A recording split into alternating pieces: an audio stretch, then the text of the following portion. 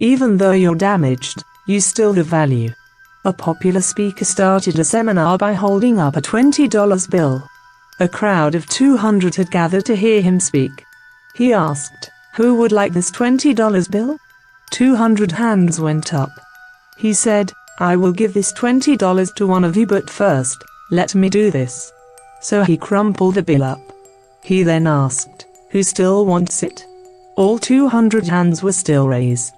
"Well," he replied, "what if I do this?" Then he dropped the ball on the ground and stomped on it with his shoes. He picked it up and showed it to the crowd. The bill was all crumpled and dirty. "Now, who still wants it?" All the hands still went up. My friends, I have just shown you a fundamental lesson. No matter what I did to the money, you still wanted it because it did not decrease value. It was still worth $20. So many times in our lives, life crumples us and grinds us into the dirt. We make bad decisions or deal with poor circumstances. We feel worthless. But no matter what has happened or what will happen, you will never lose your value. You are special. Don't ever forget it. Don't judge others before you know them. A 24-year-old boy seeing out from the train's window, shouted, "Dad, look, the trees are going behind." Dad smiled, and a young couple sitting nearby looked at the 24-year-old's childish behavior with pity. Suddenly he again exclaimed, "Dad, look, the clouds are running with us." The couple couldn't resist and said to the older man, "Why don't you take your son to a good doctor?" The old man smiled and said, "I did, and we are just coming from the hospital. My son was blind from birth, and he just got his eyes today." Every single person on the planet has a story. Don't judge people before you truly know them. The truth might surprise you. Think outside of the box. In a small Italian town, hundreds of years ago, a small business owner owed a large sum of money to a loan shark. Unfortunately, the loan shark was a very old, unattractive-looking guy that just so happened to fancy the business owner's daughter. He decided to offer the businessman a deal that would completely wipe out the debt he owed him. However, the catch was that he would only wipe out the debt if he could marry the businessman's daughter. Naturally, this proposal was met with a look of disgust. The loan shark said to place 2 pebbles into a bag, one white and one black. The daughter would then have to reach into the bag and pick out a pebble. The debt would be wiped if it were black, but the loan shark would marry her. The deficit would also be brushed if it were white, but the daughter wouldn't have to match the loan shark.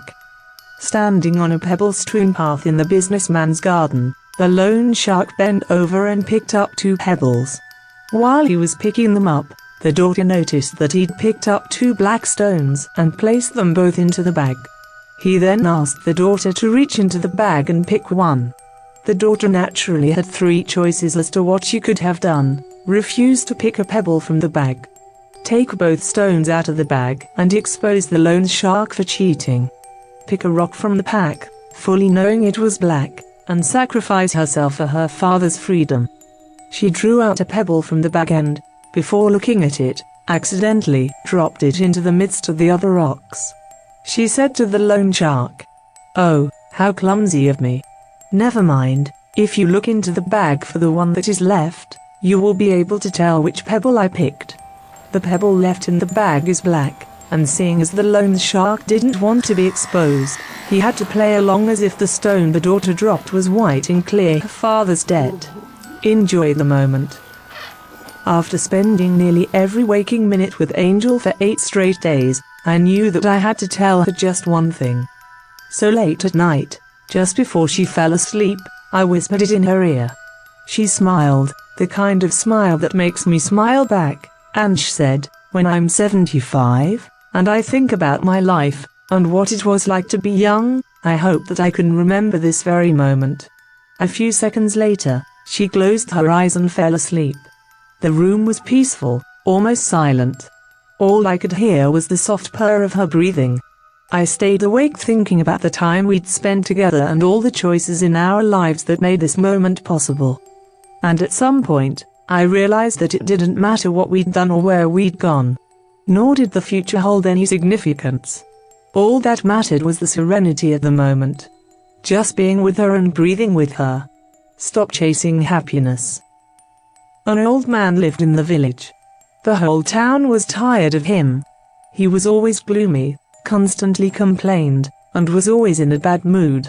The longer he lived, the viler he became, and more poisonous were his words. People did their best to avoid him because his misfortune was contagious. He created the feeling of unhappiness in others. But one day, when he turned 80, an incredible thing happened. Instantly everyone started hearing the rumor, the old man is happy today, he doesn't complain about anything, smiles, and even his face is freshened up. The whole village gathered around the man and asked him, "What happened to you?" The old man replied, "Nothing special. For 80 years, I've been chasing happiness, and it was useless. And then I decided to live without happiness and enjoy life. That's why I'm happy now."